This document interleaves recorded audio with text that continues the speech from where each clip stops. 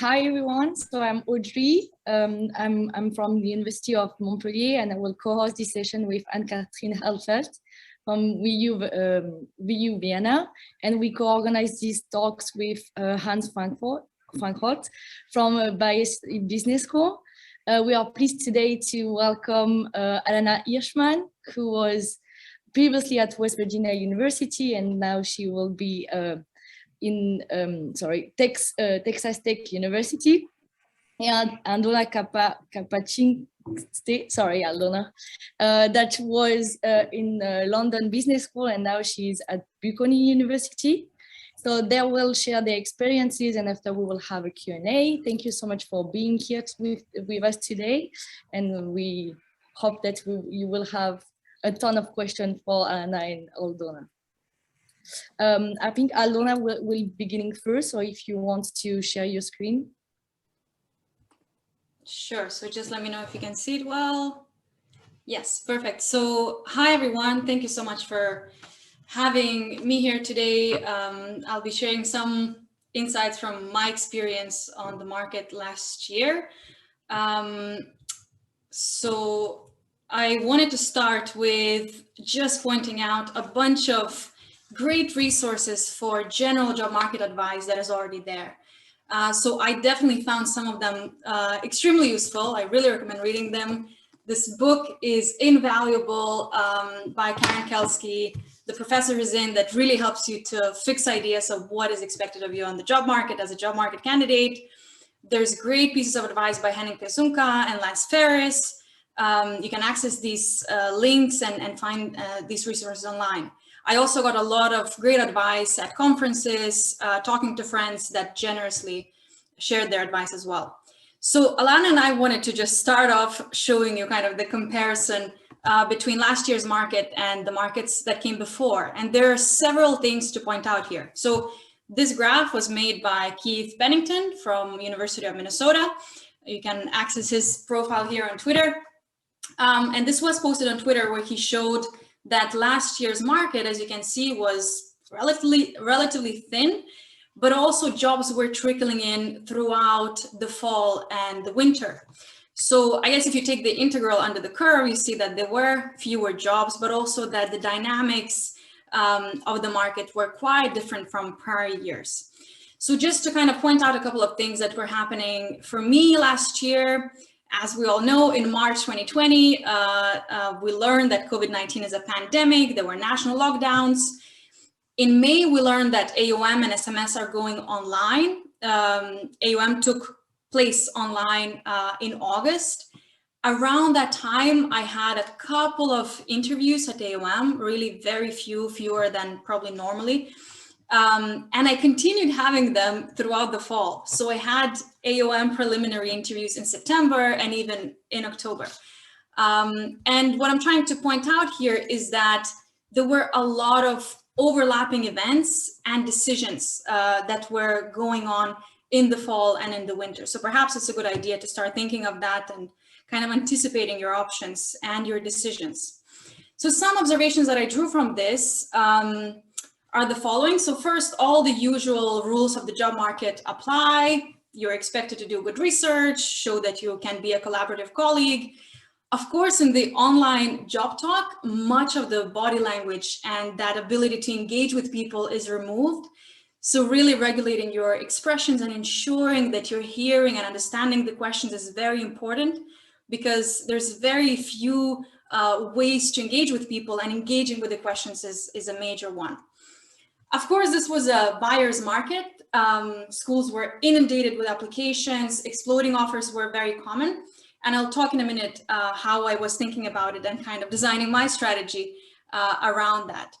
As you see, there was this non-linear progression, in the sense that there were preliminary interviews sometimes at the same time as the job talks were happening, and sometimes when you already were making decisions about your jobs. The good thing about this, and probably maybe this year, is going to be that there was no jet lag, no need for a stash of cash, and no visas to apply to. So really, we saved a lot of money up front and time for not having to travel. Still, giving a talk on Zoom for one day is very taxing. So I really recommend taking some rest after one. Now, some practical tips, which is basically a sample of one, things that worked for me. So take it with a grain of salt. One is preparation for presenting online, which is important. So really follow all the Zoom and Teams presenting advice that is out there. Have a good camera, good microphone, make sure you have good internet, use slides with visuals, and then use the Zoom functionality to record yourself and then watch those glorious videos and make them better the next time you record. Now, the preparation for applications is also important in the sense that I found it useful to use that time to really picture myself in a particular department, think of who my potential colleagues could be, what the research overlap could be, and put that in the cover letter. So there's a lot of varying advice about whether and to what extent to customize cover letters. Perhaps when a market is thicker and there's lots of applications, it's really risky to do that because the likelihood of mistakes goes up. I just felt like I couldn't afford not trying to make those connections in a market such as last year's. Preparation for job talks is the same as ever. Practice, practice, practice. Use the Zoom function to record yourself. Learning about faculty is very important. On Zoom, you see who's asking questions and you know the name of the person so you can actually engage with them. And it's kind of a bit more lively perhaps than a normal real life job doc. So using that is helpful. And I just wanted to say a word about really taking care of yourself throughout this process. It's important to establish and keep those rituals of wellness, whatever they are, to keep taking care of yourself. Now, some thoughts in response to questions I got before. Where do you locate the job postings? So a couple of places are, of course, the AUM Career Center for Job Seekers, the AUM and other division Daily Digest, where you learn about the jobs, and also the Management Job Market Spreadsheet, where there's a curated list of all the jobs that sometimes don't actually appear on the AUM Career Services website. What are some of the most important pieces of advice I would give? First of all, just again, establish those rituals to remind yourself why you're doing this, why you're here, which will see you through those long months of applications, waiting, decision-making. And finally, it's really important to be collegial and professional at all times, even though it may seem that Zoom interviews are a bit more relaxed, people are in their home spaces. Still, as a job market candidate, we are there to present ourselves professionally, get a job, to relate to people that could be our potential colleagues. So with that, I wanted to thank everybody. Feel free to access my website for these slides. I'm happy to send them or connect on Twitter or otherwise. And best of luck to everyone. And can you all see my slides okay? Yes, perfect. Thank you so much, Aldona. I really, even hearing your presentation, it made me remember things that I forgot to put in. So I'm really excited that our presentations really complement each other. So again, my name is Alanna Hirshman. I was a graduate from West Virginia University, and now I am an assistant professor at Texas Tech University. And today I just really want to take a moment to share my personal observations and experiences. Please also, like Aldona said, take this with a grain of salt because everybody does have a different job market experience, especially during the pandemic. So this is just personally my observations and my experiences that I hope can help feed you all into the job market and help give you some advice and preparation when it comes time for you all to be on the job market. Before I start, I do just want to give a brief agenda of what to expect in this presentation. That's also good for the job market. I feel like agendas are good because it sets expectations. They understand and will be able to keep track of when you're in the beginning, when you're in the middle, and when you're in the end. So I have prepared one for you all today. I'm going to start by giving a little bit of background information. So who I was when I entered the job market, what my priorities were. I think that's a really big part of being on the job market is having those priorities before you start looking for a job. So you don't give up too much that you actually really aren't willing to give up. Then I will explain a timeline of my job market. So where it started, where I started getting some feedback, some motion, and then where it ended. I'll then talk about some overall lessons learned and advice that I would love to share with you all, and then of course take questions. So where was I when I was on the job market, and who was I? I was a 5th-year PhD candidate at West Virginia University. I proposed my dissertation in June of 2019, and I entered the market in, I guess you could say, summer of 2020, because like Aldona said, it was a very distinct time when you thought you would be entering kind of May. It wasn't really until later in like July or August. So again, I'll show that in the timeline. And I also have a strategic management focus. So I was specifically looking for jobs that were focused on strategic management. And if I was given the opportunity to do some entrepreneurship or some international business, I would more than welcome that. But primarily I was focused on strategic management. What were some priorities to me, or what was important to me? I think this is a really big and key factor that I would recommend all people coming on the job market do, is before you even look at jobs, sit down and consider, what do I want in an ideal job? Now, obviously ideal job is the ideal. There are some jobs that, are very, very good, but may not, you might have to compromise, but have a list of things you really can compromise on and things you just cannot compromise on. For me, my ideal job was a collegial and productive scholar. So that kind of environment, working with people that respected me, that I could work with, that we could see ourselves pumping out good research together, but also grabbing lunch together and being understanding of each other's work-life balances.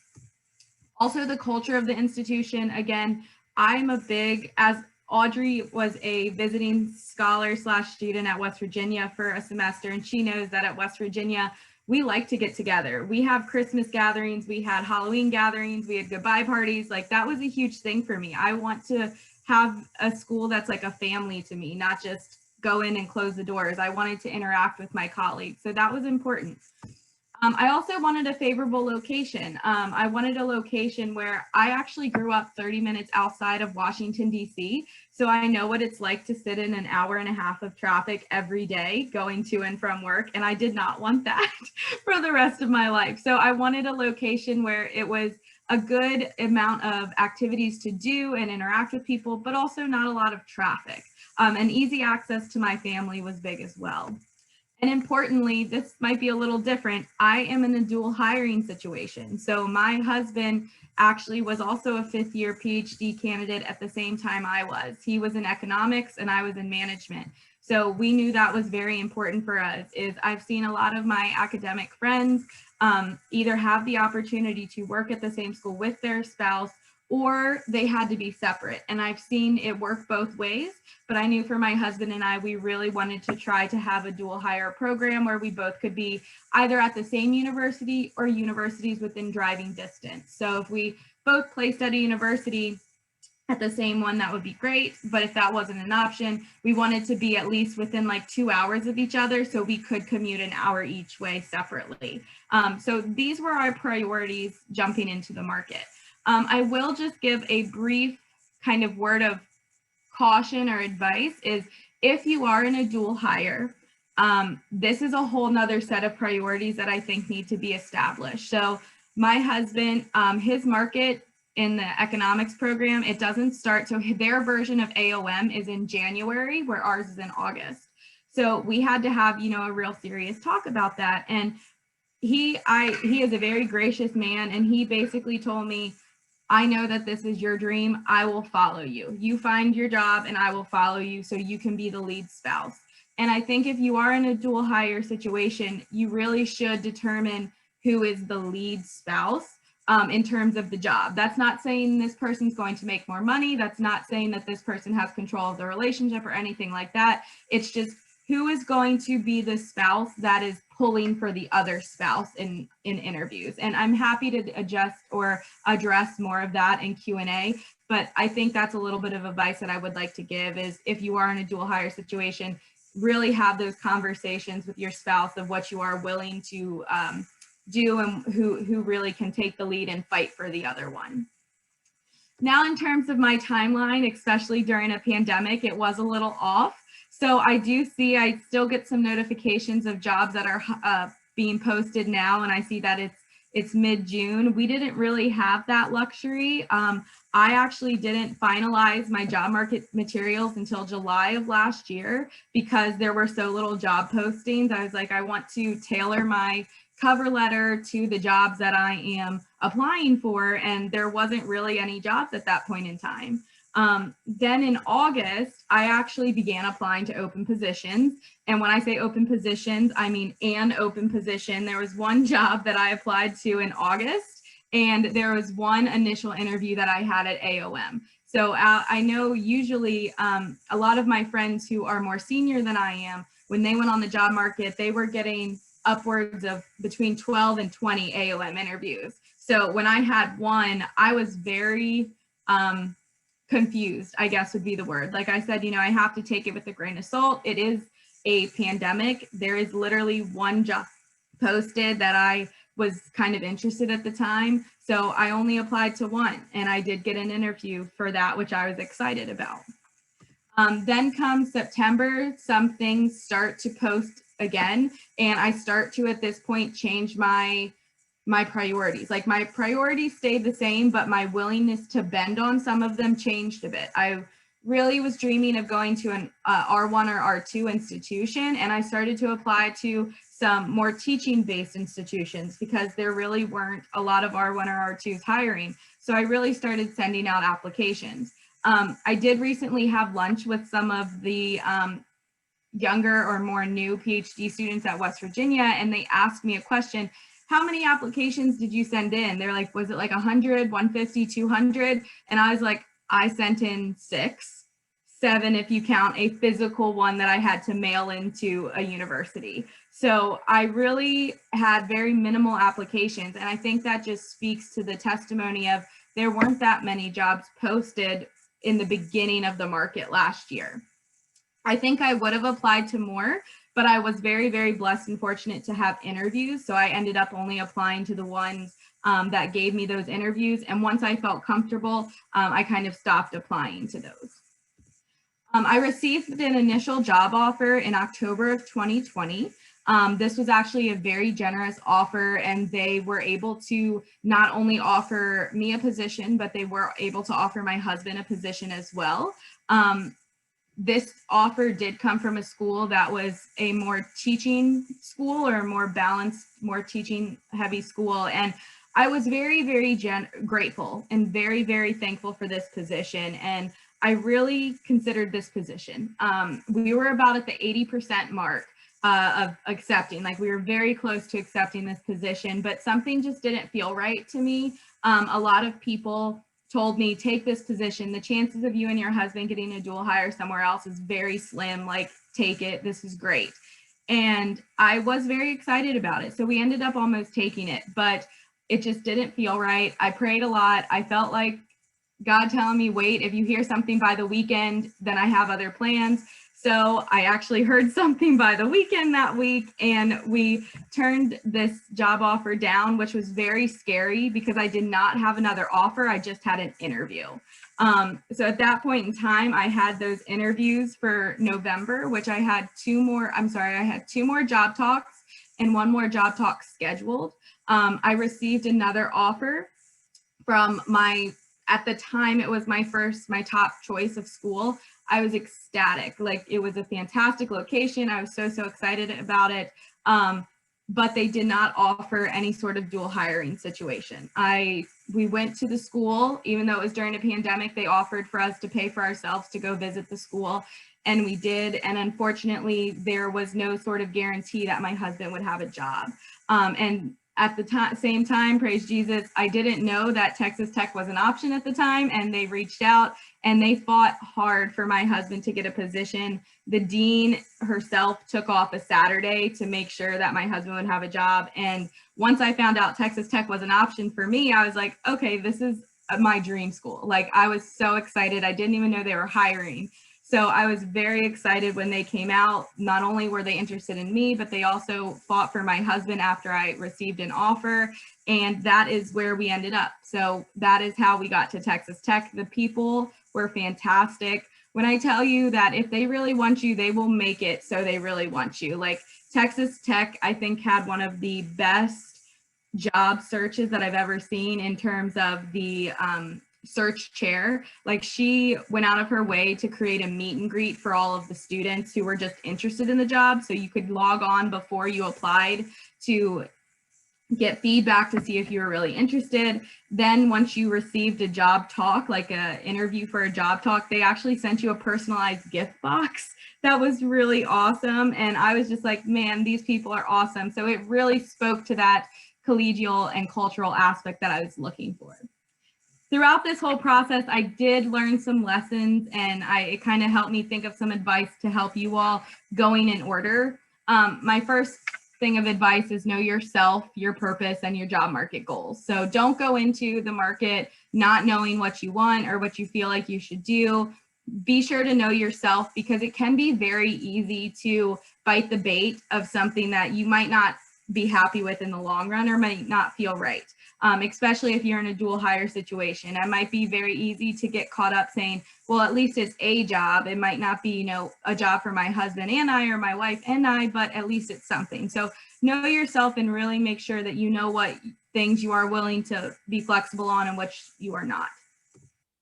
I would also say nurture your network. So when I started my PhD, one of my advisors saw me at a conference, and he looked at me and he said, you can interact with the people at your university any day of the week. He's like, when you're at a conference, this is your chance to meet new people, new co-authors, new people to network with. And I think that really helped in the job market, because I was able to reach out and talk with these people. At each of the universities that I applied to, I knew someone. Whether it was directly or indirectly, I knew somebody that knew someone else, but it helped me understand what kind of positions they were looking for. It helped me understand the culture of the university. So at Texas Tech, I knew that they were really big into, you know, the saying, Recum. So I made sure to incorporate little things like that into my interviews to show that I already know their culture and I would be a very good fit there.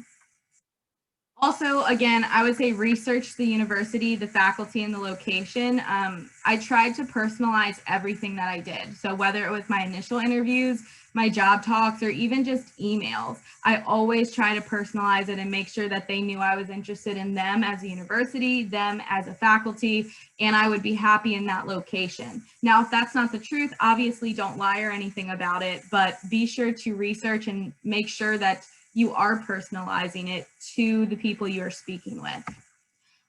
To build off Aldona's point, practice, practice, practice, but remember to breathe. I know sometimes if I practice too much, I can start sounding like a robot. So I would practice. I use the AOM practice presentation seminars. Like you can log into AOM and go into one of their online services to sign up for a random faculty member at another university to kind of act as if they are hearing your initial interview or your job market, and they'll give you feedback. And at first I was kind of hesitant because I thought, well, they might not be from the same sort of research that I do. They might not know what I'm talking about, but I can tell you I did 2 of them, and that helped me so much. Like getting that feedback from someone who doesn't know your research was fantastic, because they caught things that my advisors might not have caught, because when you're so deep into your research, it's easy to feel like you understand everything, but getting a new person's perspective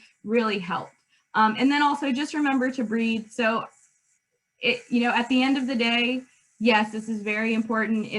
You are going for a job, but relax. It will be okay. You will find a job, whether it's at an R1, R2 teaching or industry, everything will work out. Also, I would say go beyond your job market paper. So when you get those job market presentations, yes, it's very important to pick your job market paper and to present that well, but I would also advise you all to conclude with how does this influence your pipeline down the road? Because they don't want to just see that you can do your dissertation or one paper. They want to see that you have a pipeline that will make you successful for many years to come at their institution. This is a huge thing for me. I would say really be nice and build genuine connections with everyone. So even though, yes, it's very professional, it should be very formal, be nice. Like I cannot overemphasize how much it adds to just be a kind person, like have a smile, be genuine, because you have to remember that people in these interviews, they're going through the interviews too. And for example, I talked to some people at Texas Tech, like they had 20 interviews in a day between all of them, and they're exhausted. So if they get a breath of fresh air, someone who's smiling, upbeat, and happy, that's probably a big relief to them. So just remember that they could use that smile and that genuine connection as well. And then the last thing is, I would just say have fun, stay optimistic, and it'll all work out in the end. I try to be a pretty positive, optimistic person. So I definitely just want you all to kind of go in with that mindset too, is, you know, if you think it's going to end well, it's going to end well. If you can see good things happening, good things are going to happen.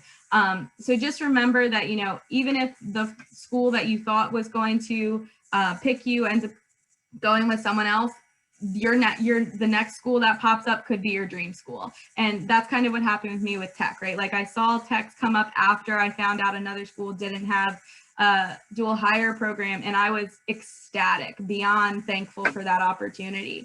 So that is what I have for you all. And I think Aldona and I welcome any questions that you all might have. Also, this is my new email address. So if you want to chat one-on-one or you have a specific question, I'm more than happy to answer that now or at a later date. Thank y'all. So you have done the first pandemic job market. What would be your recommendation or for yourself if you would go on to the job market again in the same situation? What would you do differently? Any things that come to mind? I try really hard to reanalyze and think about stuff a lot to see if there is stuff that I would do differently. And honestly, I don't really know if there was much I would do differently. It was a different time with a lot of expectations being dismissed. Like I just remember talking to a lot of my advisors and them saying, you know, everything we taught you, yeah, throw that out the window because it's not this year. Like you're not going to expect to get dozens of AOM interviews. You're not going to expect to have this many flyout offers. Like those, in terms of quantity, those expectations really aren't going to be here this year. So it was kind of just, I think it was novel, not only for me, but my advisors as well. So the people that I was looking to get advice for, they were going through it too. Like they're like, we don't know what jobs are going to be posting. We don't know when people's budgetary restrictions are going to be lifted.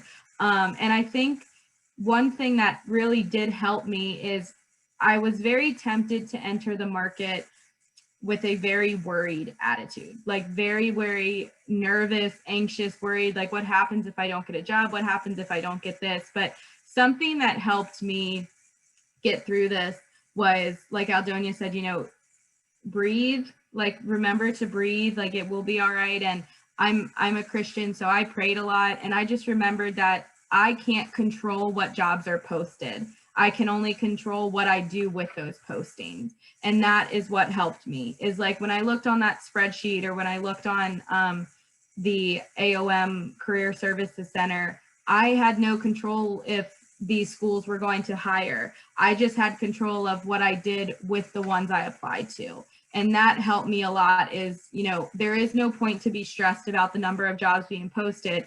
There's just a point to focus on what you can influence, and that's doing your research on the university, networking, seeing if any of your network knows people at that university. So I honestly don't know if I would change much besides doing more of my dissertation before the market. I thought I would get a lot done during the market, and I didn't. So it left me doing a lot afterwards, which that's the one thing I would change, is try to do as much of your dissertation beforehand if you can. Anybody inside? Yeah, I would say that, you know, I agree with Alanna, like the way it went, that's the way it went. And I think it's a good idea to focus on things you can change. And I was in that frame of mind. Things I would do differently are things that would have probably grounded me more in the present reality, in the day-to-day. Perhaps I should have worked out more or meditated more, you know, to really be there present to whatever is happening instead of going into the rounds of the anxious mind. And the other thing I wish I had done more is connect to people who may not understand what exactly you're going through. There's a lot of people in our lives, like our families, friends, spouses, boyfriends, and so on, that may not really follow this like big upset with this job search. I mean, it's just a job. And so even though if you don't need to explain it to them like what it is all over again, but it's just about, you know, saying this is really important to me, and it may be months until it's over. So I wish I had been better at communicating that. Okay, thank you so much. Thank you for your insights and also for taking us along your journey of being on the job market during the pandemic. I think that's very helpful insights and also recommendations also for the next job market, because we are still facing a virtual job market. So thank you all for your interest in this great session and for your great questions. Again, a huge thank you for our panelists, Aldona and Alanna. And also a special thank you for really taking us deep into your own journey of the job market. And it was really great insights. We cannot thank you enough. Thank you again to everyone and have a great day. Goodbye.